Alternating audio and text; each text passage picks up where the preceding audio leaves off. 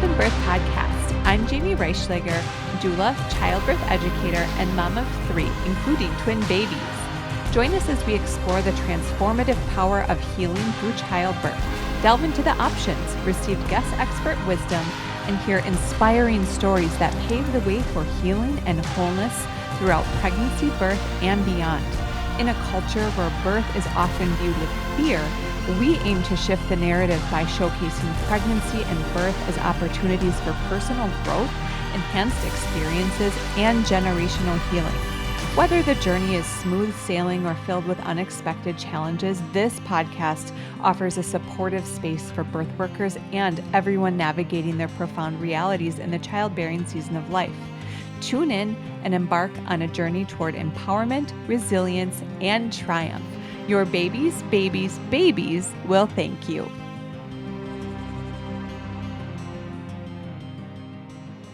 Hello. I am popping in very briefly for another intro to the intro because this is part 2, a continuation of the conversation that we started last week with Dr. Stu and Dr. Rixa Freeze about their twin home birth paper that was published in December of 2024. And it was just so good and so insightful that I needed to break it up into 2 conversations. So if it feels a little bit abrupt when we start, that's why. If you have not listened to Dr. Stu and Dr. Freeze in last week's episode, I would highly encourage you to go back and listen to that one first because it does give some context into this next part of the conversation. Last week, we talked through the origin story of the paper, how Dr. Stu and Dr. Freeze met, some challenges with the peer review process, like the whole process of just getting the paper published because all the time in the birth world, we hear about this choice is evidence-based or this choice is not evidence-based. But where does the evidence actually come from? It takes a lot to get a paper out there and published. And so we talk about that. We talk about why the C-section rates keep climbing, why the NICU admissions are climbing, and then the evidence versus the fear and why the practice is not always backed by science. So without further ado, I hope that you will enjoy this next part of the conversation with Dr. Stu and Dr. Freeze. Oh, and one more thing. If you have not left me a review or a rating on either Apple Podcasts or whatever platform you're listening on, I would highly, highly appreciate that because it helps other people discover this information. It helps other moms and families know what their options are. And it also gives me good feedback about what I can do to provide better value to you. So I truly appreciate the time that each and every one of you spends listening to this podcast. You have so many options. So I just thank you for being here truly from the bottom of my heart. The other thing that I briefly wanted to mention is that if you know of anyone with a story, a home birth story, a hospital birth story, a birth center birth story, a free birth story, or even we can expand it into like a conception story, anything like that, that is triumphant, or if there are things that we could all learn from it. Of course, every birth is triumphant, but if there is something specific where we could all learn from it, I would really love to hear from you. My Instagram handle is @triumphant_birth. My DMs are open for those stories, and I cannot wait to speak with you. So without further ado, for real this time, here is a continuation of our conversation with Dr. Stu and Dr. Freeze. I want to talk a little bit about your selection criteria and then also the model of care, because obviously with the 100 women, the 100 families that you worked with, Dr. Stu, that is, like you mentioned, that's consistency. That's a really great control. So can you talk a little bit about what your selection criteria were? Yeah, sure. It wasn't that complicated. We just needed twins to be either di or mono-di. We needed the babies to be growing consistently on their own growth curve. We needed no gross anomalies on the babies. We needed twin A to be in what Rixa and I defined as what we call the stable longitudinal lie. So basically, it could be vertex or it could be a proper breech presentation. Proper breech would be frank breech, complete breech, or even incomplete breech with not cord like presenting. It's called a funic presentation. We wanted labor to start spontaneously. We needed mom to be healthy, no significant medical problems. I mean, if she had placenta previa, if she had developed preeclampsia, if she developed preterm labor. The biggest risk with twins, the biggest risk for antepartum transfer of twins is going to be premature rupture of membranes or preterm labor. That's just I think out of the 31, I think that 12 of our patients had one of those two things. And if I'm missing one, Rix, I can't remember. And the last one was like the parents have to have the right, we call the right mindset. They have to not be fearful. They have to trust that their bodies can do this. They have to trust their team, trust their support system. And that's it. And we wanted labor to be spontaneous. We wanted mother and baby to tolerate labor normally. And that's it. We didn't want to induce our twins. We ended up occasionally, and when those moms that went to 41 and 42 weeks, we did end up doing castor oil and sweeps because they requested it. But that wouldn't be our normal thing with twins. We just let nature do its thing. Yeah. What it really shows is that, things can arise, but usually they're things that arise during pregnancy. The labor itself is not a high risk event, a twin labor. And I don't like that label high risk. Oh, if you have twins, you're high risk. It's like, well, why? Yeah. So sometimes things come up in pregnancy that can complicate things like TTTS, and you deal with those, and those might require special treatment, but the birth itself is not a high risk event. It's just two babies coming out one at a time. So yeah. We don't have to be quite so anxious about the birth itself. It typically works out pretty well if you have the proper skills. Yeah, and mammals don't do well when everyone around them is anxious. And part of the reason I believe that the success rate in the twin study was only 56.2% was the model by which they cared for these women. They're going to be standardized. You're going to be in the hospital. You're going to have an IV. You're going to have monitors on. You're going to probably be in bed most of the time. You're going to be interrupted for protocol-dictated procedures. You're going to be taken to the operating room to deliver. There's going to be 12 to 14 people, none of whom you've ever met before, standing around waiting for babies to come out, one after the other. That's not a situation that's very conducive to any mammal to have a successful birth. And yet 56% of women still did it. So that's pretty good. But if you leave them alone, your success rate is going to be closer to 90%. Right. And if we look at the model of care that you describe in your paper, because it is the midwifery model of care, it really is aligned to just good prenatal care, which is from the paper, these were used as general guidelines, so meaning the selection criteria, not as strict selection criteria. Each case was individualized per our model of care and ethical considerations, such as the right to informed decision-making, the right to refuse care, and the right to non-coercive, non-judgmental care.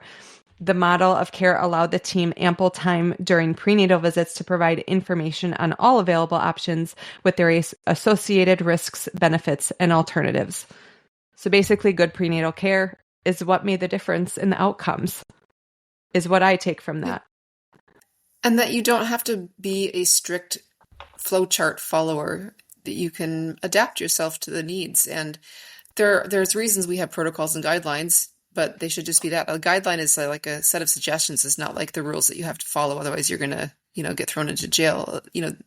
They should be just general guiding principles. But I like that you can individualize things. And it's so important because otherwise you might have a perfectly healthy woman with something unusual. But if you can look at the entire picture, you might be like, this is fine. Even if she has some weird things going on, the whole picture is looking good.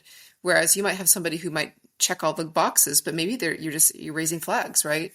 And so I think individualizing care is so important. We had women optimizing outcomes. Yeah, we put in. I don't even think. One of the other things in the guidelines, we wanted the smallest twin to be over 2,000 grams. That was estimated fetal weight. But Rix and I both know estimated fetal weights are crap. So if I thought a baby was going to be slightly less than 2,000 grams, or if I thought a baby was going to be over 9 pounds, was I going to exclude them from having an opportunity to deliver? Absolutely not.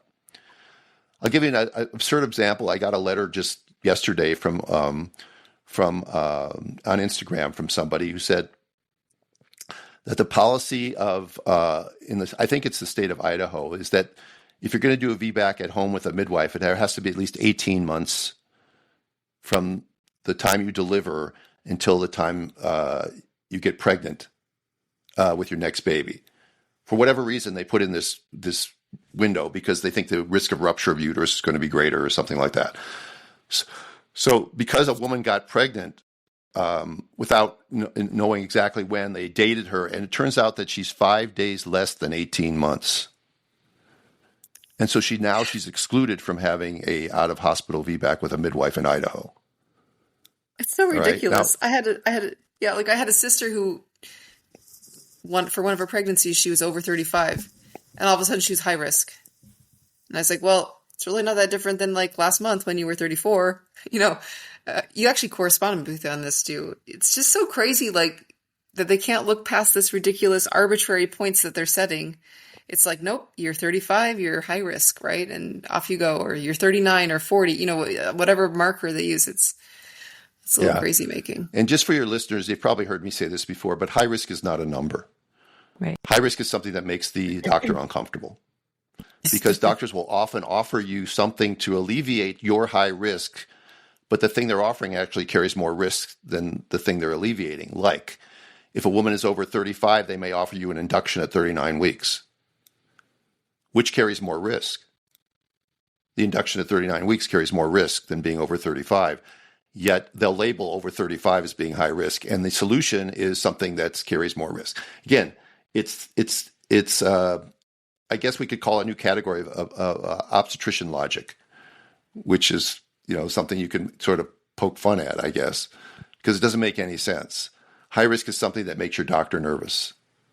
And there's no objective definition of high risk. It's just whatever you want to call anything. Like, there's no test. There's no set of things that you can say, yes, this actually is high risk. It's just people call it high risk, so it is high risk. It's just a label that we make up. And the prism that they see pregnancy through, Jamie, is the standard in our country is set by the American College of OBGYN, who I have a lot of bones to pick with. But one of them is in one of their guidelines about influenza and pregnancy, in the very first paragraph, they say this: pregnancy itself is a high-risk condition. In the context of saying, well, therefore, if they get the flu, they're going to be worse off. All right. But if that's the prism by which they see pregnancy itself as a high-risk condition, then, and these are the people that set the standard for obstetricians in the United States. So they're soaked in fear. Is pregnancy really is pregnancy a normal biological function? Matter of fact, you conceive, you grow a baby, and you go into labor without ever having to think about it. Sometimes you got that way because you weren't thinking about it, but your body knows exactly what to do. It's not a high-risk condition until sometimes it becomes one. It's like driving is not usually a high-risk condition, but driving in crosswinds of 60 miles an hour or driving in a blinding rainstorm becomes a much higher risk condition. But driving otherwise is not considered high risk. Yet there are some people who would say driving is high risk. A lot more people die of driving than die of childbirth, Yeah. So again, these are manipulative terms that are used to get you, just like when you go to the hospital and they change you into a hospital gown. What does that signify? Right. And if anybody's ever been to a home birth, how often do you come into a home birth and find the woman laying in her bed? Never, when she's in active labor. Almost never. She might be on her bed on all fours or leaning on her bed, but she's never in her bed. If you go to a hospital and you go into a labor room, what's the center of the attention of the room? The bed. Yeah, the bed. And they want you in the bed. Around it because you're sick, patients get in bed. That's the whole mentality of being in a hospital. People need to rethink about the hospital as being the safest place to be. And for some people it is, but for most people it's not. And this gets to why we wrote a whole paragraph about the midwifery model of care, because it's obvious for those of us working and attending home births what that means, but it's not obvious to most people who are practicing in a hospital setting.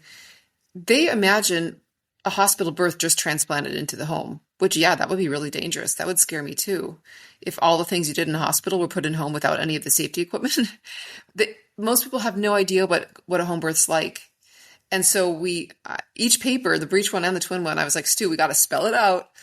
What do we mean? And so we borrowed some language from Sarah Buckley and quoted her and talked about the birth hormones and talked about, freedom of movement and ambulation, eating and drinking, choosing where they give birth, choosing their positions, a familiar team, low tech, high touch. Those things are obvious, but they're not obvious to outsiders. And so we wanted to really spell them out. That they could choose to be in the shower, they could choose to be in a birth tub. We encouraged them to move. We had intermittent auscultation. We didn't really do very many vaginal exams and only with consent. All the things that you would imagine would be standard of care if you're familiar with an out-of-hospital setting. So we just wanted to make sure it was very clear what's going on in these home births.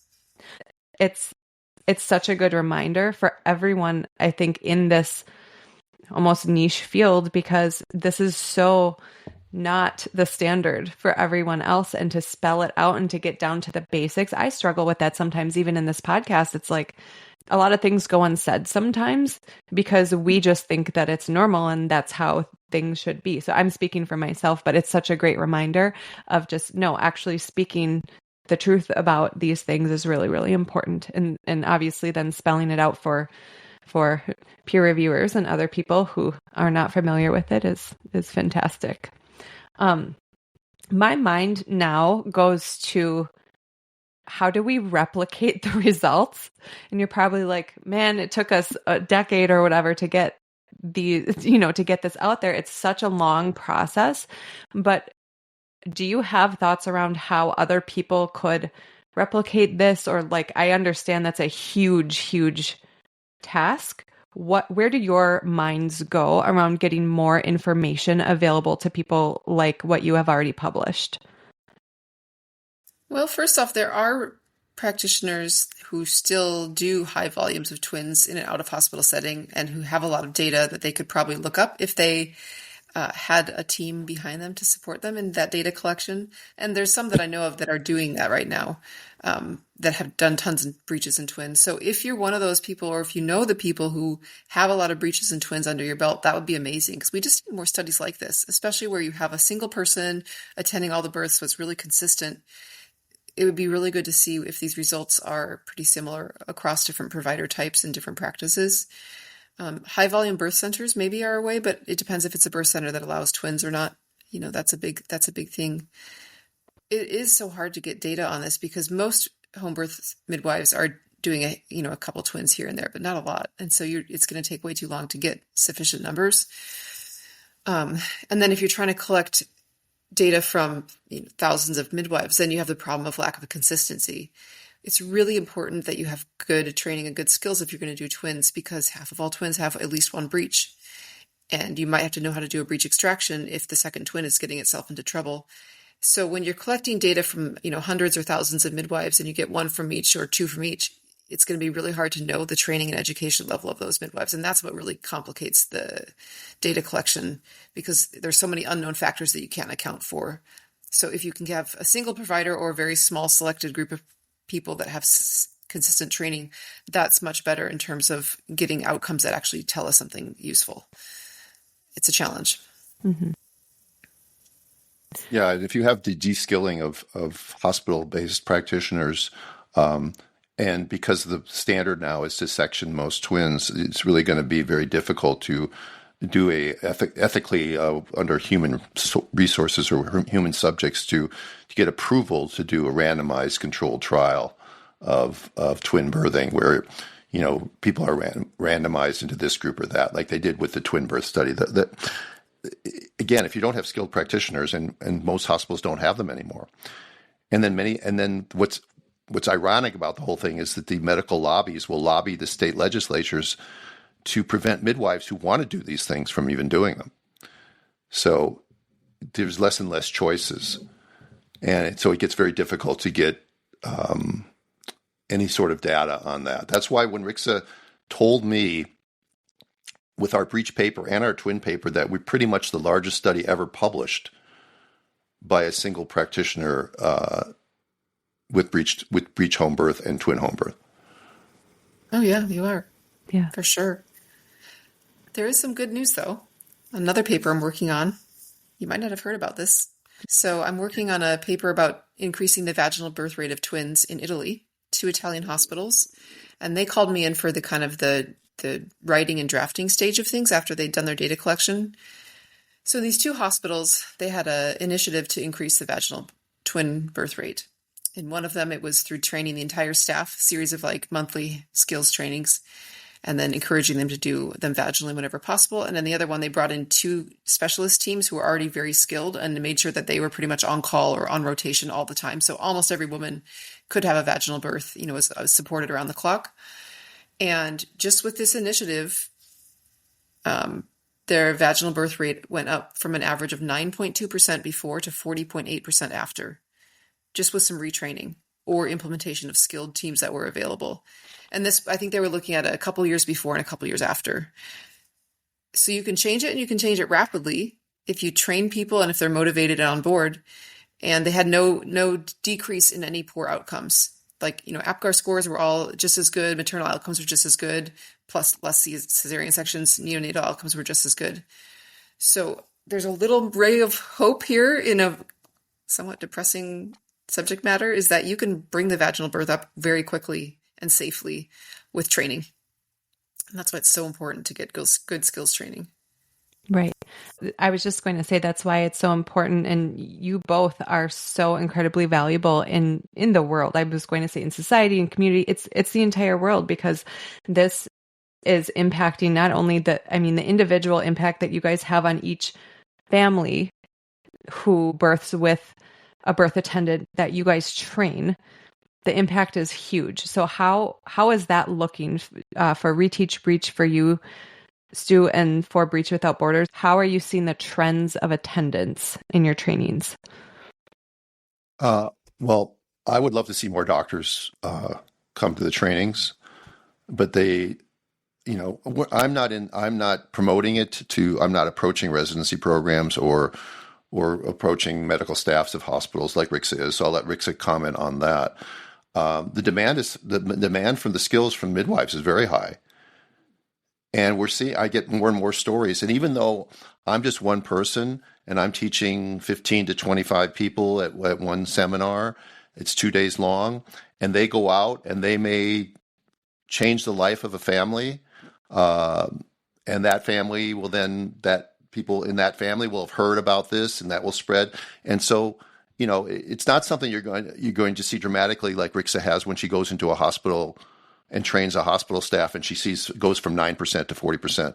That's fantastic. But what I'm doing is bit by bit, I'm putting information out there, and I'm seeing the ripple effects, because people honor me by writing me back and telling me their birth stories and things like that. So there is a change for the positive. I think Rixa does it on a larger scale. Why don't you mention that, Rix? Yeah, so, we started in 2018. I founded the organization in 2018. Didn't really do much teaching except a couple things. Like I met David in late 2018, taught the first workshop together, but this was before we had our normal format or our simulators. And we really didn't start teaching till late 2019. COVID hit. We managed to make it through. And then we've just had really big growth from year to year ever since then. The last 2 years have been really, really busy, to the point that we haven't had enough instructors. That's our big cap right now on our growth, is the lack of instructors, because we only had a handful. It was David and me for a while. We added Christine Loria back in 2021. She didn't really start teaching a lot for us until a year or two after that. We brought Whitney Pinger on about 9 months ago, maybe almost a year ago now. And David's no longer teaching with us. And then we're back down as instructor, and he was full time. So luckily, about a year ago, we started planning this train the trainer idea to train a whole new crop of instructors. And we wanted to get people who can teach in their native language, who can teach in their native country. We can't be sending Christine and Whitney all over the world. It's just not sustainable for their schedules. And, we love them, but they can only do so much. And we've all had injuries actually from teaching, all of us, arm and shoulder injuries. Every single one of the Breech Without Borders instructors from teaching too much, because it's a physically really demanding job. Oh, Stu's pointing to his arms. Same with you. I tore a biceps tendon. Oh my Yeah. gosh. So we're trying to both grow our presence and also keep our bodies intact by having Yes. more instructors to carry the load. So we have 12 that we just trained this week. We've passed off another 2 in Australia, New Zealand, and have a couple more in the training process in Australia, New Zealand, and the US. So I think we'll have, if everybody passes, it's going to be something like 18 additional instructors. And, at first they might only be teaching a couple here and there, but our goal is to, have them at least try to teach 2 a year as a minimum and just start growing the presence in their local communities. And it's really exciting because probably a slight majority are obstetricians and a slight minority are midwives. And of those midwives, some are hospital-based and some are home-based and some do both. So we have such a great mix of types of birth attendants and types of instructors and the settings they're used to working in. Because our value system is that we teach everybody and we teach across any setting. And that's a big deal for us. We don't want to ever lose it and say we're only going to train hospital-based people or we only support hospital birth. We support birth wherever it's going to happen and wherever the woman wants it to happen, which means everybody has to know what to do. So I think we're poised for a lot more growth once we can get this new crop of people up and running. And I think that, I know that we're continuing to have more and more hospital trainings every year. And by the way, we don't actually go out and solicit this. These are hospitals that seek us out and word of mouth spreads. So it's amazing that we've had so much growth within hospitals without us even having to try. I mean, we do a lot of work, but we're not actively soliciting hospitals. They are reaching out to us. It's amazing because I don't think we would have imagined this in 2018, 2019. We were teaching almost exclusively home birth midwives. And more our mix is a lot of hospital-based people. And that's really exciting because, let's be honest, most people still birth in a hospital. So we need to have practitioners who can meet them in that setting as well. And hopefully change the culture of hospital birth too. So it's a lot more friendly and it's a lot more physiologically friendly. That's another important part about teaching the Breech Without Borders instructors because we spend a lot of time speaking about our core values and speaking about promoting hormonal physiology and promoting a really physiologic friendly birth setting. And we give examples in a hospital of what it can look like and be really excellent. And I'm hoping that will also change the culture, not just the cesarean rate, but also the birth style and how birth unfolds in an institution. The way medicine is designed right now, doctors are employees generally. They're not independent anymore. So what Rixa is doing is really important because it's the hospitals that need to change their culture. Because I've had many OBs come to me and talk to me or even come to my courses and tell me that, I'd love to be able to do this skill, but my hospital won't allow it. Or they have a ban on breech delivery or whatever. So the barrier is not necessarily the OB in most cases, because even the eager OBs, if they have a hospital that's not supportive of it. So I really, again, I'm in the Rixa fan club, but what Breech Without Borders is doing in these hospitals, approaching her and setting up these breech services in these hospitals is key. And I know people that have come from all over the country who've gone to Milwaukee because of the reputation of, what's it called, Aurora? Yeah, Aurora Sinai. Yeah. Aurora Sinai, yeah. Right. And examples like that, because, doctors are trapped. A lot of them don't want to learn the skill. They're just as happy keeping their head down and doing their section and going, being in at 7:30 and out by 8:20. And that's fine for them. But a lot of doctors would like to probably do this. It would make them feel more like professional and obstetricians and offer it. And one of the things that Rix and I figured out is if 3 to 4% of all term pregnancies are breech, and about 3% of all term pregnancies are twins, and half of those have a breech baby, that means about 5% of term pregnancies have a breech baby involved. And that means that an obstetrician typically today can't take care of 1 out of every 20 women that walk in their office. They're not experts. And that's disheartening. That's a kind word. You're a specialist in all things obstetrics, and yet 1 out of every 20 women that walk in your office you don't know anything about. And you can only offer them a cesarean and sometimes you'll use coercion because you'll tell them that it's safer. Even though, as we talked about in the very beginning of the podcast, that the data doesn't support that. Yeah. And for our listeners too, I just want them to hear that because I have a lot of parents that listen. I have doulas, I have midwives that listen. I don't know if I have any OBs that listen, but so we're consumers as parents. And so if you go in, even if you're not having a breech baby, like having these conversations is really important. I've been tempted on more than one occasion to bring your book, The Physiological Guide to Breech Birth, and just slap it on the desk. Like, that's not that effective. What you're doing is so much more effective, but we need to create the demand too. So I think that is one takeaway for people who are parents, because in this whole conversation, it's like, okay, what do we do to shift it? Rixa, you're doing so much and such great work to shift it. But for everybody else, it's like, okay, how do we help? Like, what do we do? And so, if you are a birthing family, if you were a pregnant woman going into your, OB's office or hospital midwife's office, having these conversations is really important. Bringing awareness that Breech Without Borders and Reteach Breech exists, and expanding these skills is something that each and every one of us can do if we're in this season of life.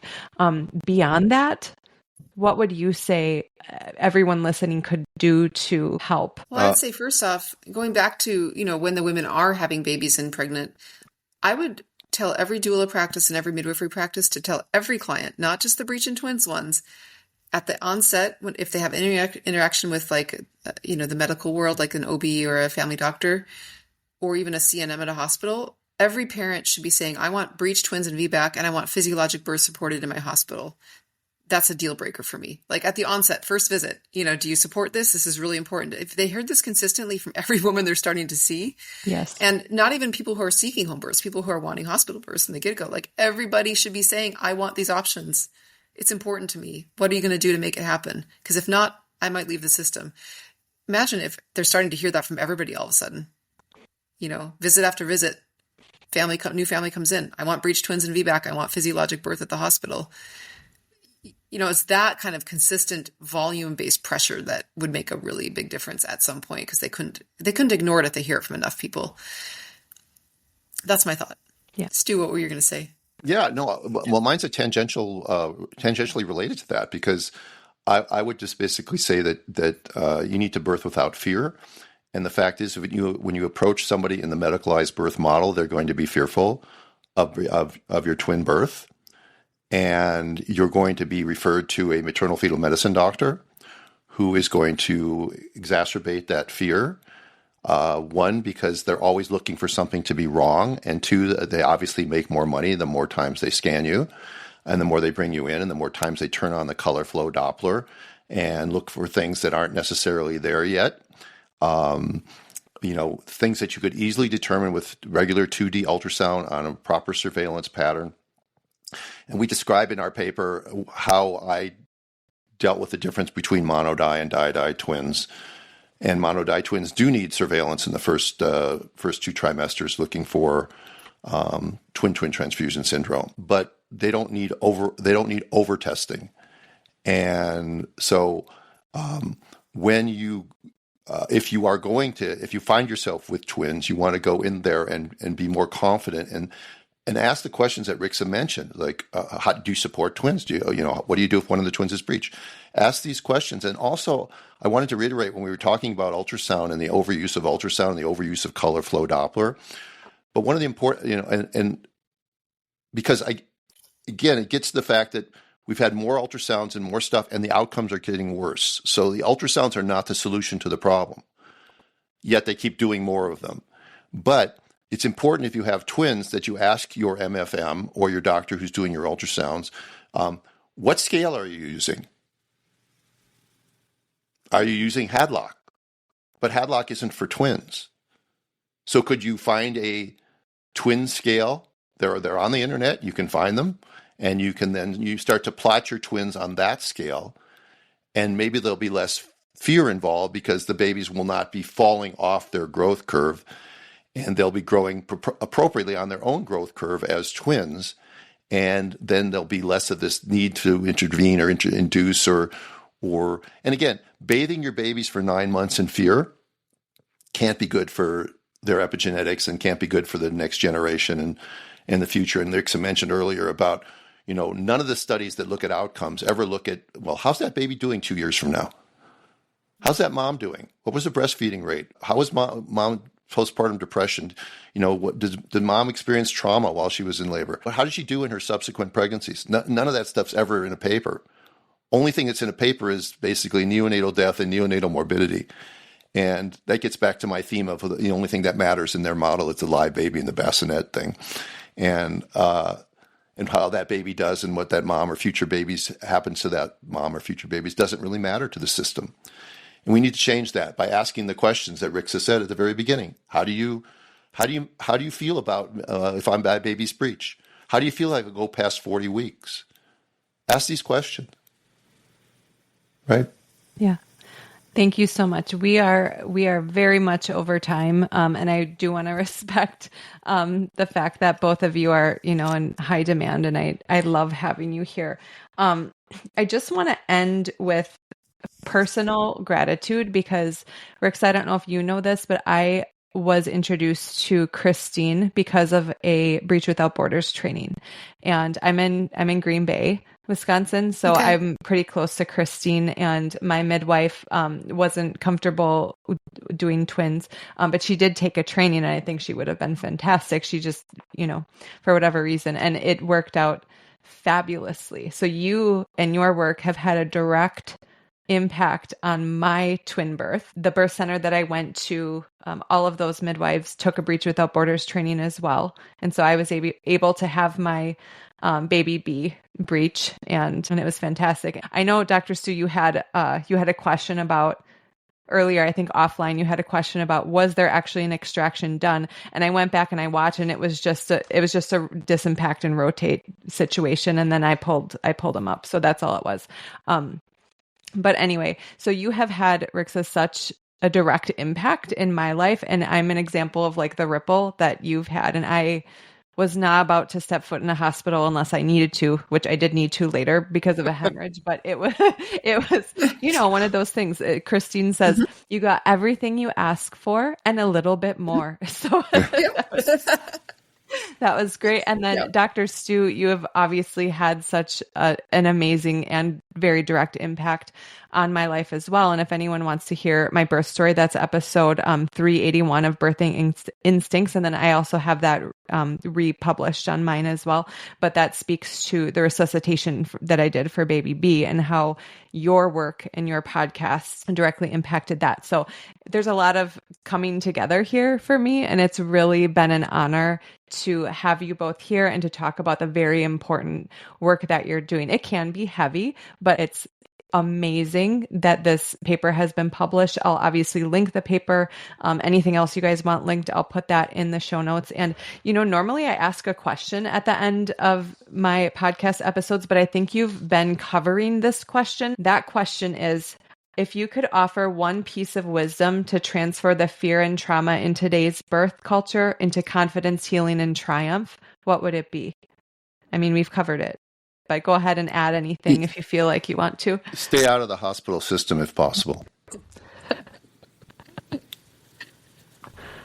Yeah, I suppose that's one way of it, Yeah, if you've ever watched Business, excuse me, Rixa. If you ever watched Business of Being Born, there's an interview with Marsden Wagner, and may he rest in peace. A mentor for me. I never met the man, but he's just a brilliant person. And he said, if you want to have the birth, I'm paraphrasing, but if you want to have the birth that you want or whatever, stay the hell out of the hospital. That's what he says. And you know what? If you need the hospital, it's great. But just because you're pregnant with twins does not mean you need the hospital. And if you do, you can expect that your experience is going to be different. I mean, I'll say amen to that. Would you mind if I ended by reading the very last paragraph of the paper? I think that'd be a nice way to sum everything up. Oh, me too. I love that too. I love that. This is our soapbox moment because Stu and I always get really soapboxy in the very last paragraph or so of the paper because that's where we get to. Yeah. We take off the more like researcher brain and put on the preacher brain, I guess. So here's the last paragraph of our paper. Instead of creating an ever-expanding list of contraindications to home and birth center births, including twins, we propose that we contraindicate restrictions on maternal choice of practitioner or birth setting and contraindicate restrictions that limit providers in both community and hospital settings from supporting vaginal twin or breech births. Contraindicating certain choices is paternalistic, assuming the doctor, obstetric society, or regulatory committee knows better than the woman herself. It also ignores individual values, beliefs, and preferences, seeking to impose a one-size-fits-all maternity care experience that may benefit some while harming others. And then this last sentence, which we quoted, the goal should be to create a nurturing environment where each woman is treated with dignity, compassion, and respect by a skilled twin practitioner, and where her choices are not just tolerated but enthusiastically supported.